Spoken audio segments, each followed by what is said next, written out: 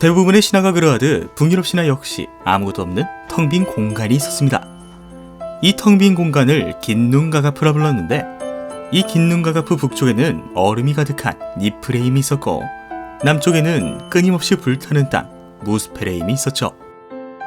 그러던 어느 날 무스페레임의 불꽃이 니프레임의 얼음들을 녹이기 시작했고, 똑똑똑 떨어지던 물방울에서 태초의 거인 이미르가 태어납니다. 그런데 이미르는 태어나자마자 자식을 낳기 시작했는데, 그의 겨드랑이 땀과 가랑이 사이에서 수많은 거인과 괴물들이 탄생했죠.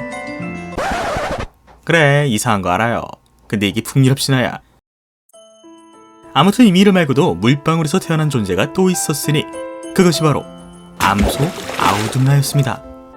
이 아우둠라는 소금기 있는 얼음산을 핥아먹곤 했는데, 어느 순간 갑자기 얼음산에서 사람의 머리가 보이기 시작합니다. 그렇게 아우둠라가 사흘 동안 얼음을 핥아 건장한 남자가 나타났고, 이 남자가 바로 신들의 조상 불이었죠.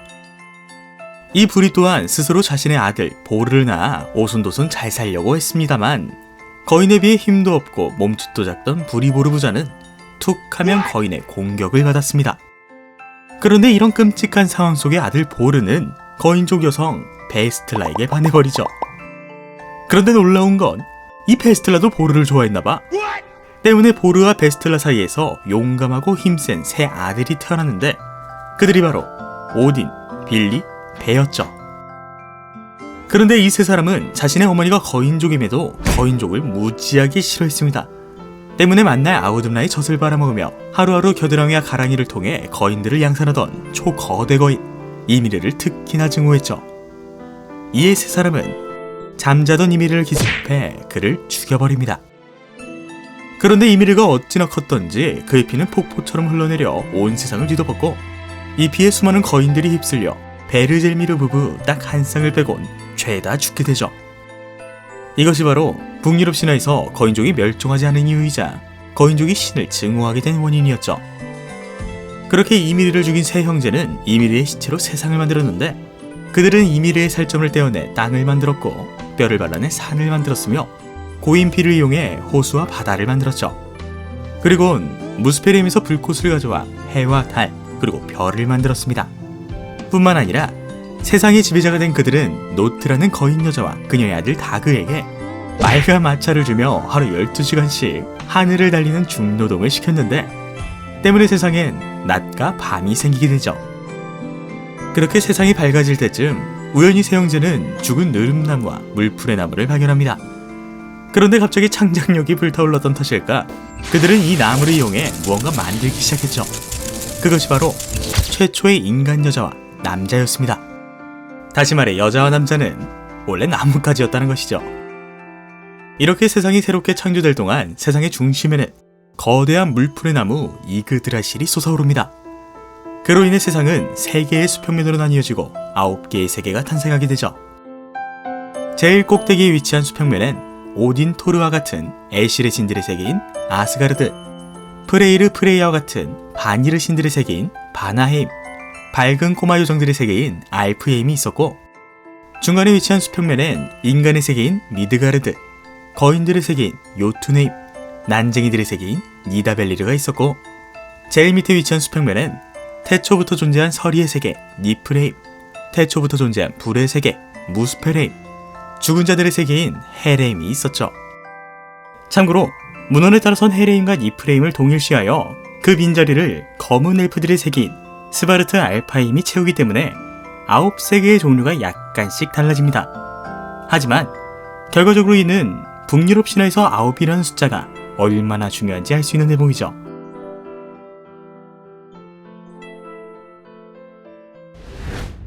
자, 세상이 어떻게 생겨났는지 알았으니 이번엔 최고신 오딘을 살펴보도록 하죠. 아빠는 신, 엄마는 거인. 애초부터 스펙이 넘사벽인 반신반거인 오딘은 더 많은 지식을 갈망하게 됩니다. 때문에 그는 미미르의 샘물을 마시고자 하죠. 여기서 잠깐, 미미르의 샘물이 무엇이냐?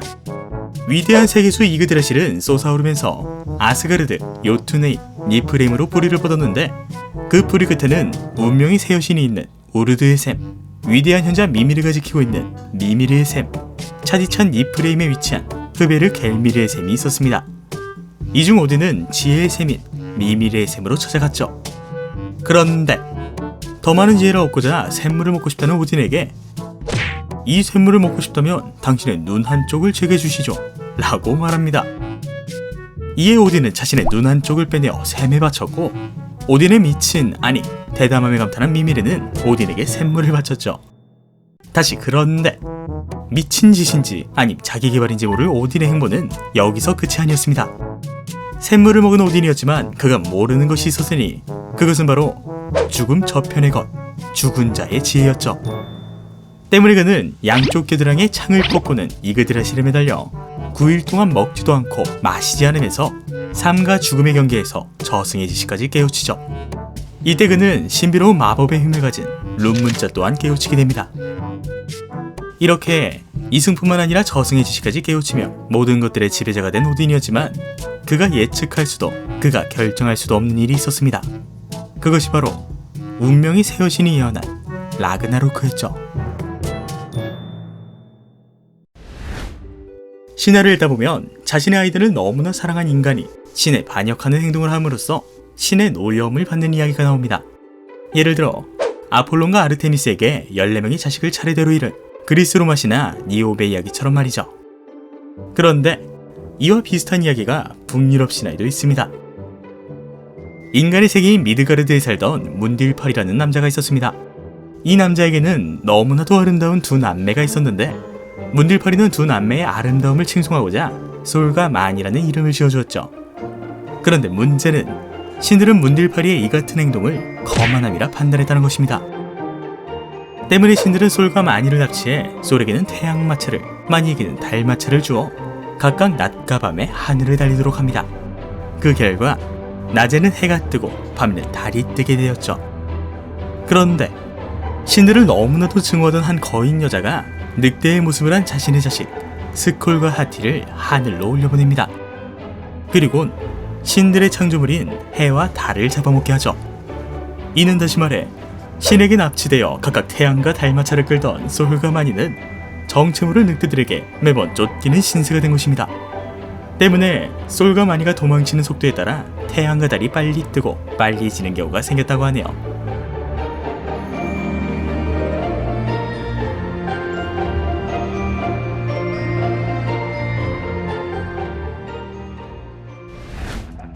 평화로운 나날이 계속되던 어느 날 굴베이그라는 여신이 나타나 황금을 뿌리며 수많은 인간과 신들을 타락하게 만듭니다. 이에 오딘은 세상을 타락하게 했다는 제목으로 그녀를 창으로 수차례 찌르고 화형시켰죠. 그런데 분명 죽어야 할 굴베이그가 멀쩡히 불길 속에서 나와 오딘을 비웃기 시작합니다.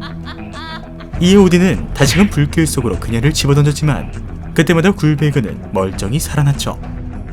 그런데 여기서 더 큰 문제가 발생합니다.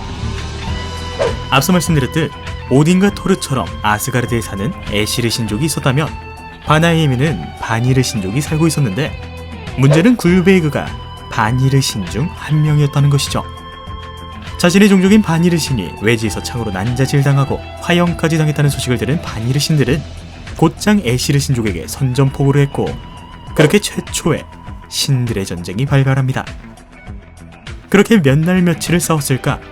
신들의 보살핌을 받지 못한 미드가르드는 모든 것이 황폐해지고 거인의 침략을 받는 등 지옥 그 자체가 되어 있었죠. 이에 에시르와 바니르 신들은 서로의 종족을 차별 없이 대우하기로 하고 휴전을 약속합니다. 그리고는 그 약속을 지켜나가기 위해 각자의 세상에서 가장 소중한 신들을 서로에게 보내기로 하죠. 그렇게 바니르 신족은 풍요의 신이자 미남 신인 프레이르의 여동생이자 미의 여신인 프레이야, 그리고 이 두 남매의 아버지이자 바니르 최고 신인 요르드를 인질로 보냈고 에시르 신족은 긴다리의 신인 페니르와 최고의 현자 미미르를 인질로 보냈죠. 예상하셨듯이 에시르 신족의 인질을 맞이한 바니르 신들은 분노를 금치 못합니다. 자신들은 최고의 신과 그의 아들, 딸을 보냈는데 이 양심 없는 에시르 신놈들은 잘생긴 바보라 웬 거인족을 보냈기 때문이죠. 이에 바니르 신들은 홧김에 미미르의 목을 잘라버리는데